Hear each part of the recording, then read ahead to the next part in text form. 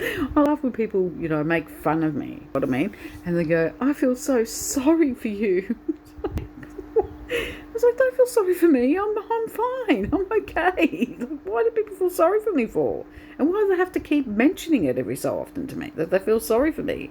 What? Because I don't go out as much as I used to. I only go out when it's 100% necessary to go out. I have to. I've got no choice. It's a sacrifice I've made for someone else. If you truly love a family member that treated you good, like my father did, raised me all on his own as a single parent, didn't get much help from people, okay? He raised me on his own. He worked 2 to 3 jobs, and he tried to make it work with my mother, but she was cheating on him behind his back and being highly immoral and hanging out with a whole bunch of men, drinking, smoking weed, or whatever the fuck she was doing behind his back. That's inappropriate behaviour. You know what I mean? Okay, so he took her to court.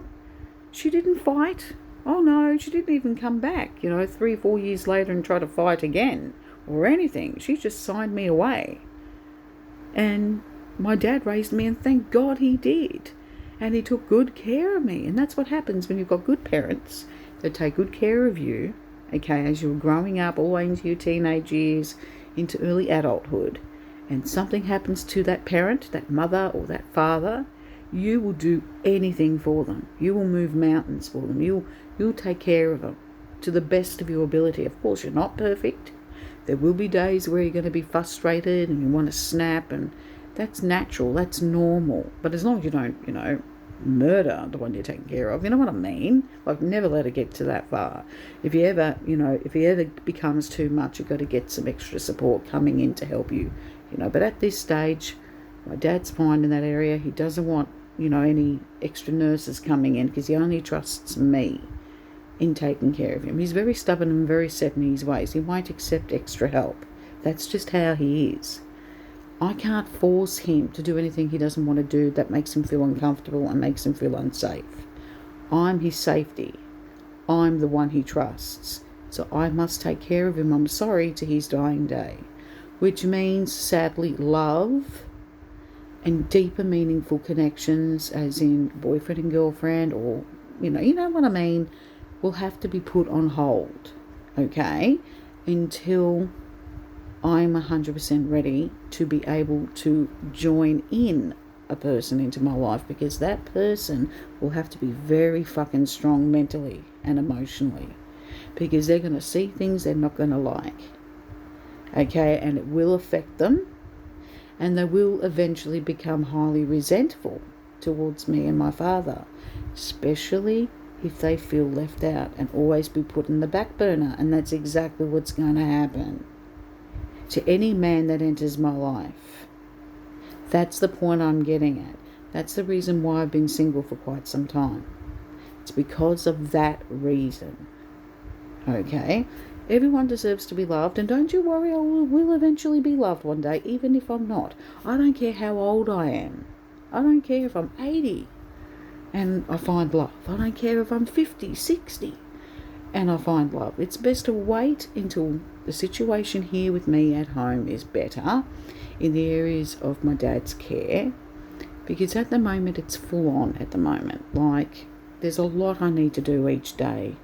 It's not easy. I'm dealing with someone who's overweight, massively overweight, who has multiple health issues, who's also got mental health issues as well. And look, come on, you got to understand it from my perspective. It can be highly stressful at times, and it can be highly good at times. It's up and down, and that's just how it is. Only people who understand is people who are carers themselves. They understand me. And I've got a friend who's also a carer that takes care of his father. So he understands it can be stressful. Your social life gets affected. You don't go out and hang out with your friends hardly ever as much anymore. If they want to see you, they have to always come to you. You can't come to them. You can't meet them halfway. You can't even go out, for 2 or 3 hours to go and see a movie, or because you can't leave your loved one who you're taking care of home alone, because anything bad can happen while you're gone.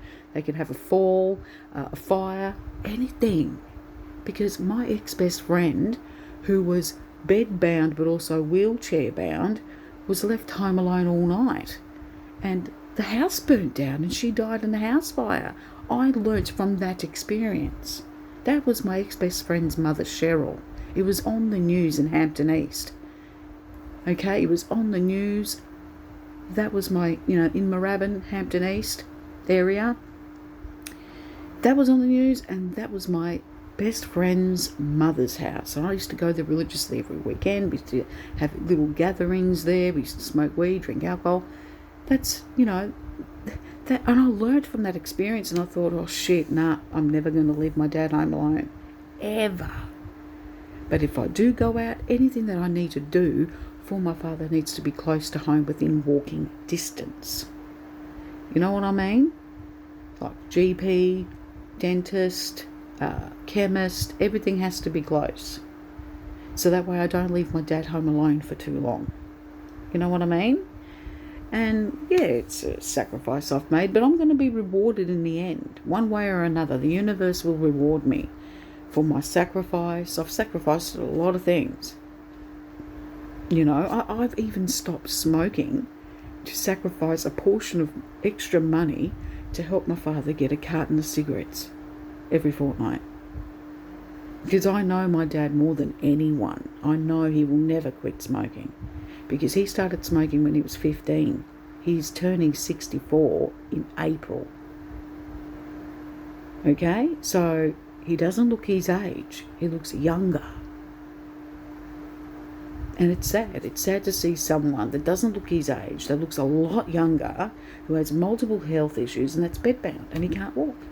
That's sad, but the thing is, that's his fault.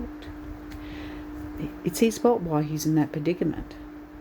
That's why I'm a believer that you are responsible for your own health. You can't blame anyone around you.